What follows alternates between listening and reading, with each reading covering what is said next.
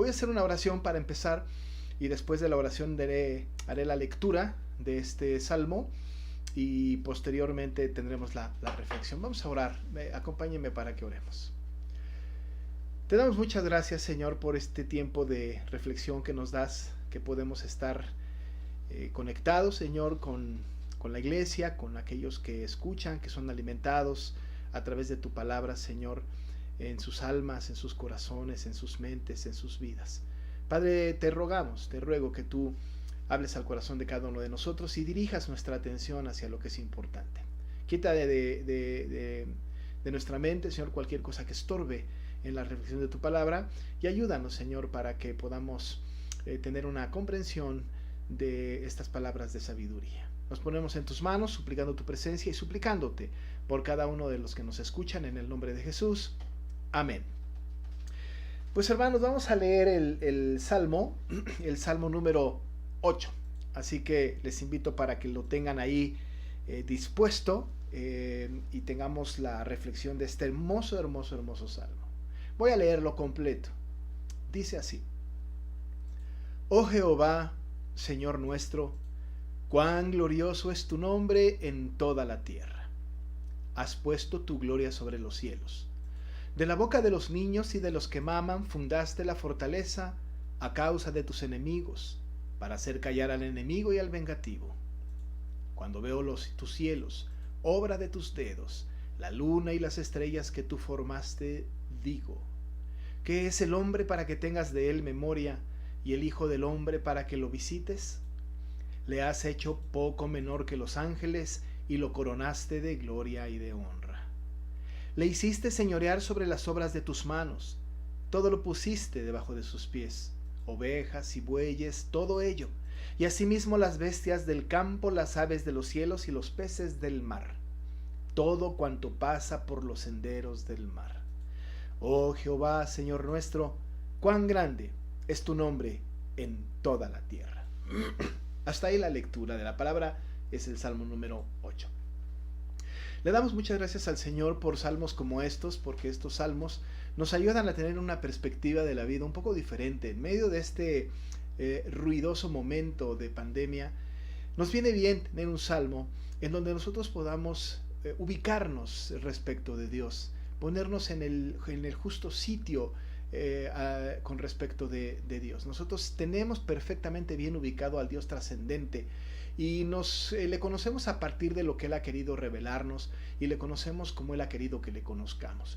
No tenemos un conocimiento pleno, absoluto de un Dios, de un Dios tan trascendente, porque así es, trascendente, y no tenemos ni la más mínima idea de la grandeza y nos conformamos con la imaginación nuestra, que es bastante limitada, y con las expresiones que podemos tener respecto de este Dios maravilloso, que también, por cierto, son limitadas.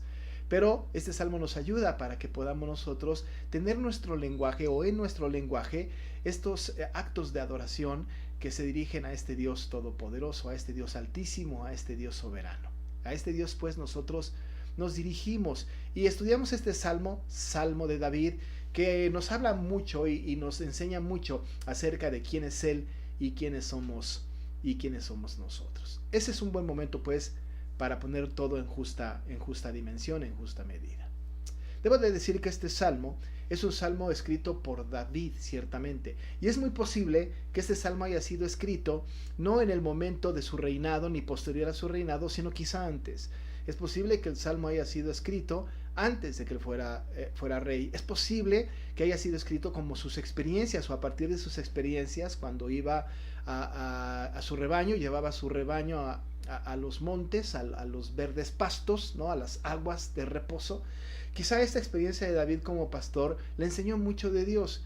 Y nosotros sabemos por la historia bíblica que David desde jovencito tenía una percepción de Dios, una percepción maravillosa de Dios, tanto que él tenía un enojo cuando alguien hablaba en contra de este Dios de Israel, de este Dios poderoso. Así es como él decide, como él se acerca para enfrentar a este filisteo Goliat. Pero tenemos pues a este David que tiene una experiencia con Dios a partir de esos momentos, seguramente cuando estaba en el campo de noche viendo el cielo y contemplando las estrellas y viendo la magnificencia del ser de Dios. Es posible que pues haya sido escrito en este momento, y si no en este momento, seguramente lo escribió pensando en ese momento. Así que tenemos un salmo de adoración a un Señor que lo pone en la medida que tiene que estar glorioso y majestuoso, y a nosotros en nuestra medida también muy limitada, muy carnal, donde Dios ha querido ponernos a cada uno de nosotros como creación. Quiero llamar también su atención a la inscripción que está arriba del salmo. Como hemos dicho, las palabras en negro no son palabra inspirada, solamente son directrices que los traductores de la Biblia nos dan para tener una orientación. A veces no es muy precisa. Estas palabras arriba, negritas, ni las leemos porque no son palabra inspirada. Pero las palabras inmediatamente abajo, estas palabras en itálica, chiquitas, es decir, itálicas, no cursivas en algunas maneras, dice, por ejemplo, al músico principal sobre Gitit, Salmo de David. Nos dice tres cosas que me parece que es importante tomarlas en cuenta en la interpretación de este salmo, ¿no? Este salmo está dirigido al músico principal, es un salmo de David, y entendemos que si es dirigido al músico principal, tiene que ser un salmo cantado. Tenemos que recordar también que en la época de David los instrumentos de cuerda son como muy comunes, también los de viento, pero los instrumentos de cuerda son muy comunes. Y aquí nosotros tenemos una inscripción en donde dice sobre Gitit. Esta es una palabra interesante que traducida puede ser como una prensa de uva. Gitit pudiera ser así, pero era un instrumento en forma de prensa de uva que similaba a un instrumento de cuerdas. En el futuro, esta expresión Gitit fue usada por los griegos para hablar acerca del instrumento que se tocaba en su época, en la época del mundo griego. Y ellos le pusieron, en lugar de Gitit, empezaron a traerla a su propio idioma, y en lugar de Gitit, gitar, y en lugar de gitar, quitar. De tal manera que esta palabra ha trascendido las edades y llega a nuestro tiempo, y en lugar de Gitit o quitar, nosotros tenemos nuestra palabra guitarra. Así que cuando hablamos de la guitarra, casi podemos hacer una referencia directa al Gitit. Así que cuando dice aquí al músico principal sobre Gitit, casi estamos asegurando que el músico principal o David la compuso para que fuera tocada con este instrumento en forma de prensa de uva, que es Gitit, quitar, guitarra. Así que si nosotros tuviésemos la armonía de este salmo, la letra, las notas de este salmo maravilloso, tocarlo y cantarlo con guitarra sería, me parece, lo más atinado. Así que ese es un dato interesante a partir de la inscripción del músico principal sobre Gitit, Salmo de David. No lo vamos a cantar, pero lo vamos a reflexionar. No nos haría mal que este salmo fuera compuesto y que fuera tocado por una guitarra. Este salmo tiene una característica interesante, porque al principio del salmo y al final del salmo tiene la misma expresión. Si ustedes ven en la lectura, si siguieron la lectura con atención, y ahora llamo su atención a esto, el versículo número 1 y el versículo número 9 son iguales. Versículo número 1 dice: Oh Jehová, Señor nuestro, cuán glorioso es tu nombre en toda la tierra. Y el salmo termina diciendo: Oh Jehová, Señor nuestro, cuán grande es tu nombre en toda la tierra. Lo único que cambia es el adjetivo. En el versículo número 1 dice cuán glorioso, y en el versículo número 9 dice cuán grande. Son indistintos, pero sin embargo tienen la misma intención de glorificar el nombre del Señor. Muy importante cómo empieza y cómo termina. Es una aparentemente pudiera ser como el coro. ¿Se acuerda que cuando componemos himnos o cuando hay himnos compuestos, los himnos que cantamos en la iglesia, por ejemplo, tienen estrofas y coro? Es posible que este canto haya sido repetido en secciones, y aunque no está Selah, que es una inscripción de pausar y luego seguir adelante, muy bien pudiese haberse leído en 3 o 4 secciones. En la primera sección quizás se leía Oh Jehová, Señor nuestro, cuán glorioso es tu nombre en toda la tierra, y se repetía: has puesto tu gloria sobre los cielos, de la boca de los niños y de los que maman fundaste la fortaleza a causa de tus enemigos, para hacer callar al enemigo y al vengativo. Oh Jehová, Señor nuestro, cuán glorioso es tu nombre en toda la tierra. Y luego el 3 y 4 y luego el 5 al 8 para terminar finalmente con una repetición de este aparente coro o esta repetición de el Dios exaltado. Así que es un canto precioso que tiene como tema principal la gloria del Señor. Este salmo, con esta expresión que se repite en el 1 y en el 9, tiene un sentido bastante importante en la doctrina de los nombres de Dios. Y no solamente los nombres de Dios, tanto como el valor que tienen los nombres de Dios por el ser de Dios y cómo debe de ser alabado por nosotros. El salmista empieza diciendo: oh Jehová, Señor nuestro. Llamamos la atención al punto de que él está haciendo un acto de adoración, pero se está dirigiendo a Dios con dos nombres diferentes. Si usted lo percibe, dice Jehová y dice Señor. De ambos dice que es nuestro. Establece una relación íntima, intensa, de aquel que lo canta con el Dios al que está dirigido. Se establece un sentido de propiedad, un sentido de pertenencia. Nosotros le pertenecemos a Dios. Dios es nuestro Dios. Y por supuesto que nosotros hemos entendido por los pactos bíblicos que Él así prometió cuando estableció pacto con Abraham, por ejemplo, con Moisés. Él ha dicho: yo voy a ser su Dios, ustedes van a ser mi pueblo. Y esta expresión pactual de parte de Dios para con nosotros hace que con toda tranquilidad y con toda confianza podamos dirigirnos a Dios diciéndole así: oh Jehová, Señor nuestro. Porque tenemos un pacto con Dios, por supuesto unilateral de Dios hacia nosotros, en donde se establece la relación. Y cuando nosotros lo repetimos, estamos afirmando este sentido de pertenencia. David le dice al Señor: oh Jehová. Este primer nombre Jehová es muy importante porque viene de este Yahvé, ese tetragrama impronunciable, ese nombre que no tenía que ser tomado en vano, ese nombre que no podía ser verbalizado porque no tenía vocales, era un tetragrama, eran 4 letras que no se podían mencionar. Esa es la manera en que el Señor se reveló a Moisés como yo soy el que soy. Este nombre maravilloso ha trascendido a las edades y ha sido el nombre propio de Dios. El nombre propio de él, el nombre que él mismo al principio de su revelación le dio, por ejemplo, a Moisés: Jehová, Yahvé, el tetragrama impronunciable. Esto establece el nombre propio del Señor.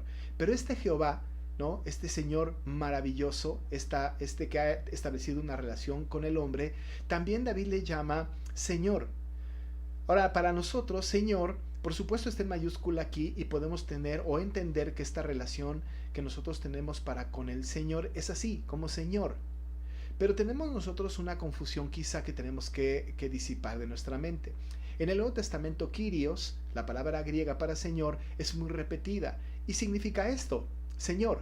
Pero en el idioma original en que fue escrito el Salmo, en hebreo, Señor no es Kyrios y no es el equivalente. Pero esta palabra Señor es una palabra hebrea que es Adonai. Así que cuando nosotros estamos ante este texto, tenemos oh Yahvé Adonai nuestro.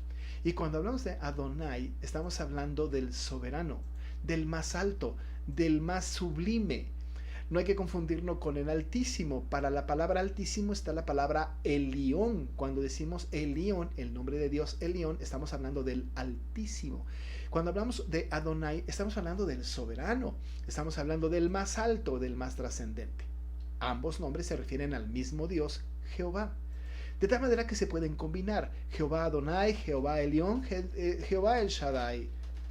Así que nosotros tenemos aquí una referencia de David dirigiéndose a un Dios personal. Oh Jehová, Adonai, soberano, altísimo. Oh Jehová, Señor mío, trascendente. Esta es la relación que se establece en el Salmo.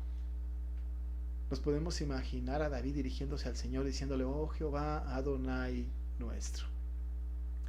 Y además, no solamente es un Dios poderoso para él, sino además él sabe que es un Dios poderoso para todos los que temen a Jehová. Y dice David: a este Jehová, que ha contemplado en lo trascendente de su ser, que no es comprensible, Y se puede entender la siguiente expresión entonces: cuán glorioso. El versículo 9 diría cuán grande, pero cuán glorioso es tu nombre en toda la tierra. Porque eres el Adonai, porque eres el Yahvé, eres el Jehová. Cuán glorioso es tu nombre en toda la tierra. Conste que no estamos hablando de un lugar limitado. El Salmo es incluyente. Estamos hablando de que la gloria de Dios es grande y glorioso en toda la tierra y en todas las edades, todos los tiempos. El nombre del Señor es glorioso en cada rincón del planeta.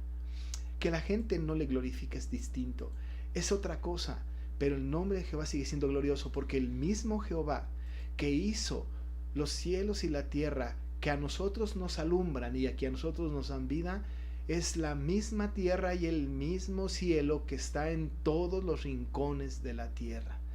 Así que cuando David hace esta expresión, está hablando de toda la tierra. Y aun y cuando los habitantes de la tierra no le glorifiquen, la creación completa gime a su creador. David lo sabe. Nosotros debemos de saberlo. El nombre de Jehová, el nombre del Señor, es glorioso en toda la tierra. No solamente en algunos lugares, pero en toda la tierra. Y en ese sentido, el salmista David explica cómo es que llega a tener esta conclusión, o cómo es que llega a esta explosión de alabanza del versículo 1 y versículo 9. Hay dos cosas que le impresionan a David. La primera cosa que le impresiona es que ante la gloria trascendente de Dios, ante el incomprensible Dios, ante este Dios que no puede ser sometido a un método científico de investigación, no lo podemos meter en un matraz y evaluarlo con diferentes medidas o con diferentes reactivos para sacar conclusiones científicas. A este Dios inexplicable, soberano y altísimo, ¿quién lo puede entender? Y lo que a David le impresiona es que esa grandeza de Dios puede ser entendida no por el más erudito, no por el más estudiado, no por el que más experiencia haya tenido con Dios a lo largo de su vida, sino lo más interesante, lo que a él le impresiona, es que los pequeños, los niños, pueden llegar a comprender la grandeza del Señor. Cuando el Señor Jesús estaba en su ministerio terrenal, y al final de su vida, al principio del final de su vida, fue montado en un pollino hacia Jerusalén, para entrar a Jerusalén, al templo que le pertenecía a él. En el camino se encontró con algunos muchachos que cantaban Hosana al Hijo de David, bendito el que viene en el nombre del Señor, Hosana en las alturas. Usted recordará en el texto de Mateo, en la narración de Mateo, que los principales sacerdotes, que los fariseos, la gente que estaba ahí, estaba molesta por el canto de los niños, por el canto de los muchachos. Tanto así que le dijeron al Señor Jesús que tenía que callar a este grupo de niños y de muchachos que estaban cantando a su nombre. Y entonces el Señor les recordó este salmo y les dijo: ¿no habéis oído que fue dicho? ¿No leíste? ¿No se enteraron ustedes, doctores de la ley, sacerdotes que están a cargo del pueblo, que estudian el Antiguo Testamento, la ley, los salmos y los profetas, ustedes que enalbonan la bandera de la sabiduría absoluta, ¿no han leído que de la boca de los niños y de los que maman fundó la fortaleza? No lo leyeron. Y entonces el Señor Jesús cita el texto, porque la gente cuestionaba a Jesús, los sacerdotes cuestionaban a Jesús, no podían entender la magnificencia del ser de Jesús, pero los niños sí. Y tomaron mantos que echaban por el camino y palmas que cortaban de los árboles e iban persiguiendo, y atrás de Jesús iban cantando hosanas. Lo que le impresionaba a David es que este Dios trascendente, que no podía ser explicado por las mentes más brillantes, podía ser entendido por los niños. Pero hay un texto más. Mateo, en el capítulo 11, que les voy a leer, el versículo 25 es bastante descriptivo. Dice el texto: en aquel tiempo, respondiendo Jesús dijo: Te alabo, Padre, Señor del cielo y de la tierra, porque escondiste estas cosas de los sabios y de los entendidos y las revelaste a los niños. Sí, Padre, porque así te agradó. El mismo Señor Jesús, que es Dios, está diciendo, está orando, está hablando con su Padre, le está diciendo: Padre, Señor del cielo y de la tierra, porque escondiste estas cosas de los sabios y de los entendidos. Aquellas cosas que el Señor escondió de los sabios y de los entendidos, que se solazaban, que se enaltecían por el conocimiento que tenían, dijo el Señor, las revelaste a los niños. David está impresionado porque sabe que los pequeños pueden entender mejor la grandeza del ser de Dios. Es posible que no tengan el lenguaje, es posible que no tengan los tecnicismos, es posible que no sepan las doctrinas profundas, pero en el corazón de los niños y de los que maman, dice David, fundaste la fortaleza a causa de tus enemigos. Ensoberbeciste al enemigo, y el entendimiento que no diste a los sabios y a los entendidos se los diste a los pequeños. Yo sé, amados hermanos, que ustedes y yo hemos tenido experiencia con los hijos cuando son pequeños. Con qué nitidez pueden entender el poder soberano de Dios. Con qué prontitud pueden saber que dependen de un Dios todopoderoso sin cuestionar y sin poner en tela de juicio el poder de Dios. Nuestros hijos nos han dado grandes lecciones, grandes sermones, y nos han hecho entender la sencillez para comprender el nombre glorioso del Señor. La primera cosa que le impresiona a David es esto: todos aquellos que presumiblemente tienen que tener un conocimiento sabio y profundo de Dios, no lo tienen tanto como los niños. Y la boca de los sabios es callada, y la boca de los soberbios es callada por la adoración y la comprensión de la gloria de Dios de los niños. Por eso el salmista dice: de la boca de los niños y de los que maman, fundaste la fortaleza a causa de tus enemigos, para hacer callar al enemigo y al vengativo. ¿No nos han callado la boca a nosotros de vez en cuando llama nuestra atención acerca de Dios? ¿No nos han dicho en algunos momentos: papá, mamá, tenemos que confiar en Dios? O nos citan un texto de memoria en el momento más oportuno, porque la comprensión de ellos es mucho mayor. El gran problema que tienen los niños es que crecen, y al crecer empiezan a meterse en un mundo de tantas ideologías, tan confuso. Pero el Señor ha pedido que nos hagamos como los niños para comprender los misterios del reino de los cielos. David está impresionado con esto, y por eso después de esto puede decir él con toda seguridad: oh Jehová, Señor nuestro, cuán glorioso es tu nombre en toda la tierra. Pero la segunda cosa que le impresiona a David es la sabiduría de Dios en su creación. Podemos imaginarnos a David paciendo a su rebaño de ovejas allá en lo alto, en la noche, quizá las ovejas ya metidas en alguna especie de corral para ser cuidadas, y David afuera cuidando a sus ovejas de los enemigos rapaces como los lobos que querían comer al rebaño. Y estando atento de su propio rebaño, nos imaginamos a David ahí recostado sobre un árbol, posiblemente sobre una roca, quizá con su arpa, quizá con su instrumento, quizá sin nada, pero viendo hacia el cielo. ¿Se imagina un cielo estrellado? ¿Un cielo limpio? Quizá no nos lo podemos imaginar nosotros, porque vivimos en una ciudad muy contaminada. En la noche volteamos nuestra mirada hacia arriba y lo único que vemos es nada. Muy de vez en cuando podemos contemplar una que otra estrella.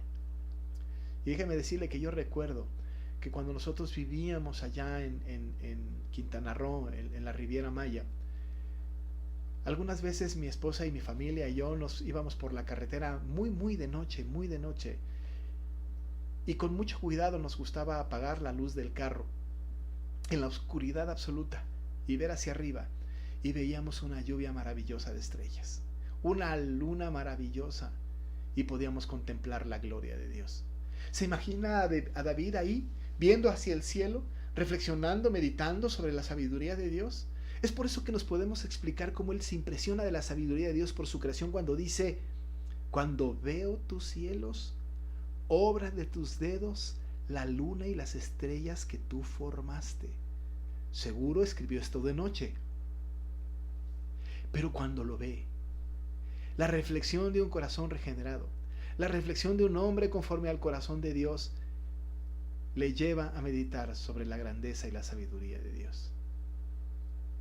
Él ve el firmamento, lo contempla y nos cuenta que cuando ve los cielos, obra de sus dedos, la luna y las estrellas que Dios formó. Ahora déjeme decirle que él se pone en justa dimensión. Él reconoce que todo ha sido creación de Dios, porque repite la palabra tus y tú, pues todas las veces que menciona la creación. Él dice: cuando veo tus cielos, y cuando dice tus, de tú, está hablando de este Jehová Adonai, de este Jehová Señor nuestro.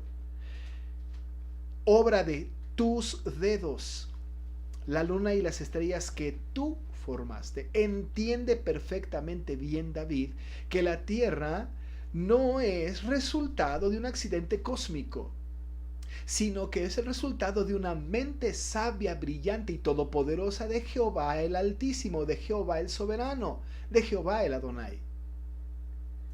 Y lo contempla y se impresiona por esto.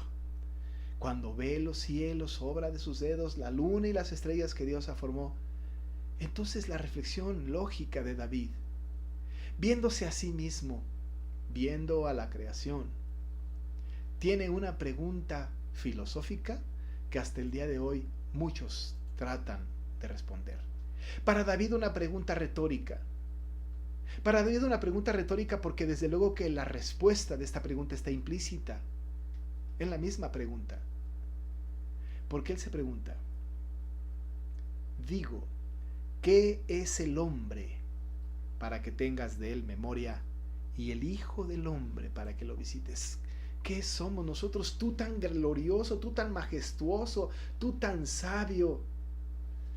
¿Qué somos nosotros para que nos visites? ¿Qué es el hombre para que siquiera te acuerdes de él? Estas preguntas son las de hoy día, ¿no es cierto?, de los filósofos modernos también. ¿Qué es el hombre? ¿De dónde viene? ¿Cuál es su propósito en esta tierra? ¿A dónde va? Esas preguntas filosóficas siguen existiendo y además hay una gran cantidad de respuestas y muchas de ellas se centran en el hombre mismo. Para explicar qué es el hombre, qué hace aquí, cuál es su propósito, hacia dónde va, no es posible dar explicación en el hombre mismo del cual se está cuestionando.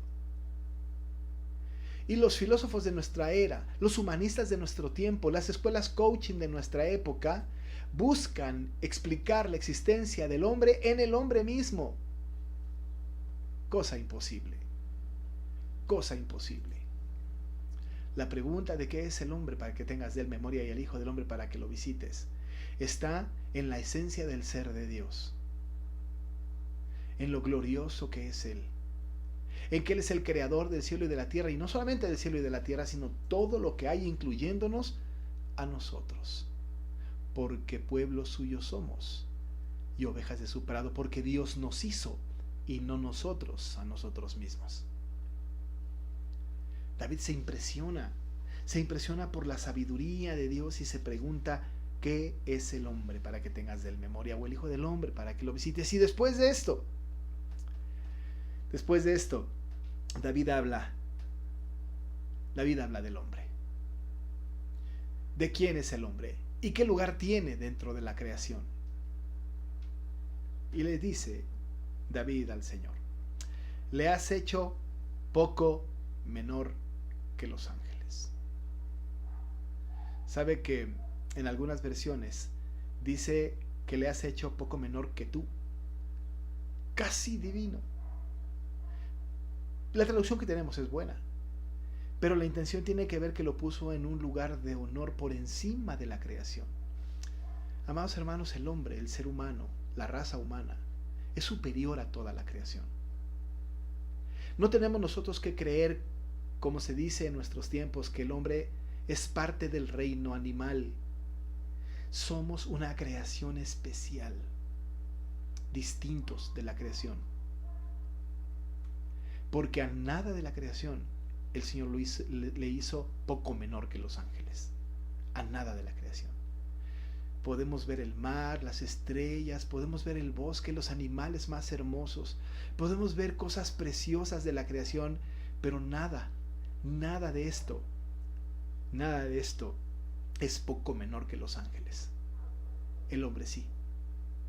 Así que ante la pregunta ¿qué es el hombre? Para que tengas de él memoria, reflexiona, pero por supuesto, nosotros, el hombre, el género humano, le has hecho poco menor que los ángeles.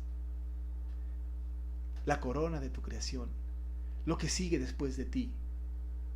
Y no creemos o no tenemos la intención de asemejarnos a Dios, estamos muy lejos de estar semejantes a Dios. Pero la exigencia que pone hacia nosotros es ser semejantes a Él, y tenemos que ser semejantes a Él. Esa es la meta del creyente, porque el Señor nos ha dado la capacidad de ser poco menor que los ángeles. Y David reflexiona sobre esto. ¿Qué es el hombre para que tengas de él memoria, o el hijo del hombre para que lo visites? Le has hecho poco menor que los ángeles. Y a nosotros que estamos pasando por esta crisis pandémica, somos la corona de su creación, y nos ha hecho poco menor que los ángeles. No solo esto, sino que nos coronó de gloria y de honra. Los creyentes, los regenerados, que somos parte de esta creación maravillosa, tenemos un destino final de corona y gloria. Seremos glorificados juntamente con Cristo y recibiremos coronas ahí en el cielo. David pensando en sí mismo y en todos los que temen a Dios, porque entiende que aquel que puede clamar, oh Jehová, Señor nuestro, cuán glorioso es tu nombre en toda la tierra, es el que ha entendido la sabiduría de Dios y que está entregado a Dios por completo. Así que el regenerado, que también es poco menor que los ángeles, el Señor le ha coronado de gloria y honra, y tendremos coronas y seremos glorificados cuando estemos en el cielo. El destino está marcado. Lo único que estamos esperando es llegar al destino para ser glorificados juntamente con Cristo y recibir nuestra corona incorruptible de vida que tenemos reservada allá en el cielo. David reflexiona sobre esto y está asombrado de la sabiduría de Dios. Pero además, mientras que estemos aquí, nos ha puesto por encima de la creación. Dice él: le hiciste señorear sobre las obras de tus manos. Todo lo pusiste debajo de sus pies, ovejas y bueyes, todo ello, y asimismo las bestias del campo, las aves de los cielos y los peces del mar, todo cuanto pasa por los senderos del mar. El Señor ha puesto al hombre por encima de la creación, y nosotros, hermanos, hemos hecho una pésima tarea en la mayordomía de la creación. Hemos adulterado la creación, hemos maltratado la creación, hemos dañado la creación. Nos hemos servido de la creación de manera horriblemente servil. Pero el Señor nos puso por encima de la creación. ¿Qué es el hombre para que tenga de nosotros memoria, o el hijo del hombre para que lo visite? En la sabiduría inmensa de Dios, nos ha dado un lugar especial en la creación. Nos hizo señorear sobre las obras de sus manos. Todo lo puso debajo de nuestros pies. Ovejas, bueyes, todo ello, y asimismo las bestias del campo, las aves de los cielos y los peces del mar, todo cuanto pasa por los senderos del mar. Como corona de la creación, estamos por encima de la creación. Y hemos hecho mala tarea. Y por supuesto que el Salmo no está inclinado hacia hacernos sentir mal por la mala trabajo que hemos hecho con la creación. Pero esa es una reflexión obligada en nuestros tiempos. No hemos hecho bien la tarea. Los temas ecológicos no están dentro de la agenda de la iglesia cristiana. A veces hasta parece que vamos en contra de los temas ecológicos. Pero creo firmemente que si Dios nos ha puesto para señorear sobre su tierra, sobre su creación, tenemos que empezar a pensar en darle buenas cuentas de lo que ha puesto bajo nuestras manos. Es por eso, estas dos cosas que impresionan a David. La sencillez de los niños para adorar al Señor por encima de los sabios y entendidos. Y la sabiduría de Dios en su creación, en donde nos ha puesto por encima de ella, le asombra. Y entonces Él puede decir, y con esto termina: oh Jehová, Señor nuestro, cuán grande es tu nombre en toda la tierra. Así es, hermanos. Nuestro Señor es poderoso, portentoso. Los niños en su sencillez le alaban. Nosotros tenemos una tarea de señorear sobre las aves de los cielos, sobre las bestias del campo, sobre los peces del mar, sobre todo lo que hay en la creación. Por el simple hecho de reconocer que Dios, el Dios nuestro, tiene un nombre glorioso en toda la tierra y tiene que ser reverenciado y tiene que ser obedecido. Vamos a orar. Te damos muchas gracias, Padre, por este salmo que nos induce a alabarte y que nos llama, Señor, la atención a nosotros para que tengamos la mente de un pequeño que te adora, que te alaba, y que si somos sabios y entendidos, Señor, seremos más sabios y más entendidos si nos hacemos como niños y con la sencillez del corazón de un niño alabarte y glorificarte. Padre, estamos igualmente asombrados de la sabiduría que tienes en tu creación, porque de verdad nosotros también, cuando vemos los cielos obra de tus dedos, la luna y las estrellas que tú formaste, decimos: ¿y nosotros? ¿Cómo es que a nosotros, pecadores, nos atiendes y nos cuidas y nos preservas? Señor, ¿qué es el hombre para que tengas de él memoria, y el Hijo del Hombre para que lo visites? Porque nos has hecho poco menor que los ángeles, nos coronaste de gloria y de honra, todo lo pusiste debajo de nuestros pies, ovejas y bueyes, todo ello, y asimismo las bestias del campo, las aves de los cielos y los peces del mar, todo cuanto pasa por los senderos del mar. Señor, oh Jehová, Señor nuestro, cuán grande es tu nombre en toda la tierra. Que tu nombre sea glorificado siempre en nuestro corazón, en nuestra iglesia, en el mundo, por siempre. En el nombre de Jesús. Amén.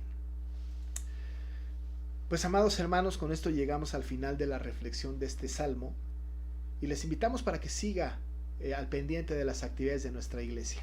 El día de mañana siguen las actividades, diferentes actividades. El viernes tenemos la oración a las 8 de la noche y seguimos con nuestra actividad dominical hasta que tengamos instrucciones de poder regresar al templo.